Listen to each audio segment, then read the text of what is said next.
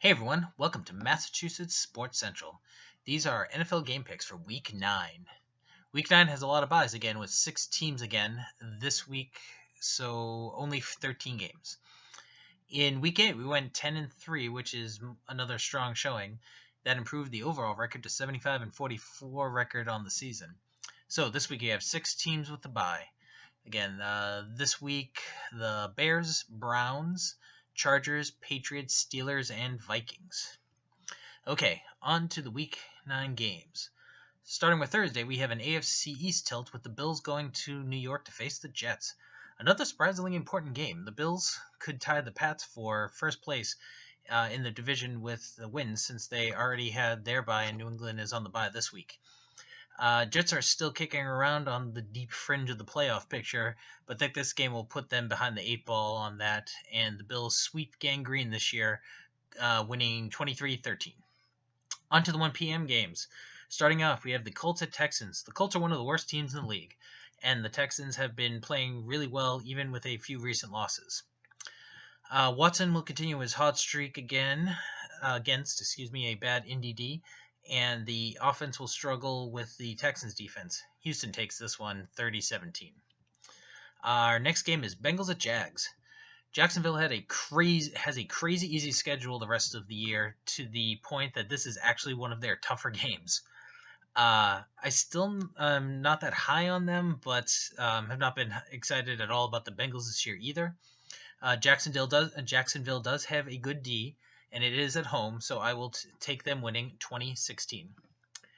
Next up are the Bucs at Saints. The Bucs have been totally falling apart, and the Saints have been playing well. I'll keep up with the Tampa disappointing angle another week, and the first place Saints will take it 34-17 easily. Rams at Giants is up next. Rams will continue their hot streak because the Giants just stink. The G-men have talent on D, so I do think that LA doesn't just run wild on them, but it should still be lopsided. Rams win it 27-13. Next is Falcons and Panthers. Big game in the AFC South with both teams trying to keep up with the Saints for the division and for a possible wildcard spot. Right now the Panthers are in second and are the 6th seed in the playoffs, but the Falcons only trail them by half a game. If you have been following me at all, you know that I don't think much of the Panthers in general, but I am not high on the Falcons right now either. Though I have higher hopes that they will turn things around. Taking the Falcons to jump back into the realm of the contenders, winning 24-19. We have Broncos going to Philly to take on the Eagles. I'll just cut and paste my standard. If this game was in Denver, I would give it more thought, but they play a lot worse on the road line here. It is true that is true about Denver. If it was in Denver, I might pick an upset, but on the road, I think the Eagles keep the best record in the league intact, winning this one 24-9. Last early game is Ravens at the Titans. So, which Ravens team shows up and which Titans team shows up? Both have had wild swings in quality this season. So you could have a 6-9 game or a 42-40 game or a blowout on either side. I do think the Titans have more potential and will bank on the better version showing up, and they will beat the Ravens 27-20. Moving to the late games, we have a matchup of terrible NFC West teams with the Cards visiting the 49ers. Doubt that Jimmy G will play this week and doubt he would be that effective if he did. So it is Beathard again this week for a team that has gotten blown out the last 2 weeks. They played pretty good teams in those games, though that obviously is not the case this week. I am going to go with San Francisco to finally get into the win column for the first time, winning a bad game against the Cards 17-13. All right, next game is Redskins going to visit the Seahawks. Skins have been burning me the last couple of weeks, so I'm pretty sour on them right now.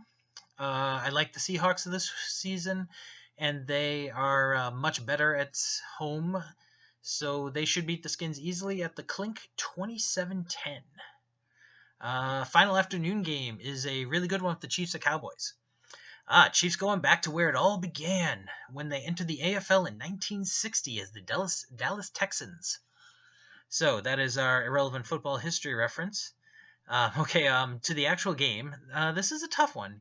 KC was skidding, but then won fairly easily against the Broncos last time out. Dallas once again looks poised to lose Zeke for 6 games, and any legal injunction hasn't come down yet, so I'm assuming he won't play. In what is a tight game to call, I will have to put it over the top with that for me.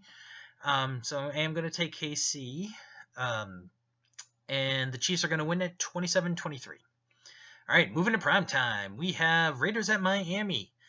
I had higher hopes for both of these teams in the offseason. The Dolphins are one of those serious Jekyll and Hyde types this year. 1 week they're coming back from 17 down versus the talented Falcons team, and then they get destroyed 40-0 by the Ravens.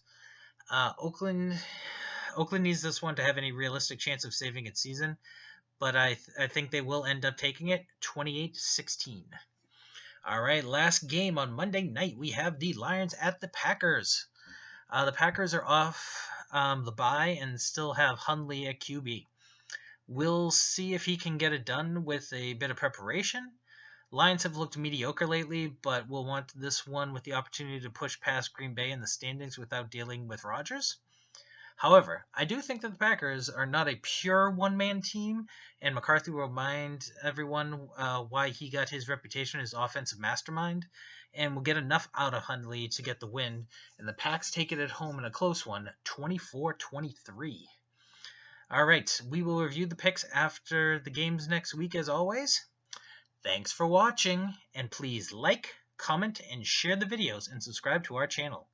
You can also follow us on other social media. Facebook and Twitter are both at MA Sports Central. Thanks, and we will see you soon.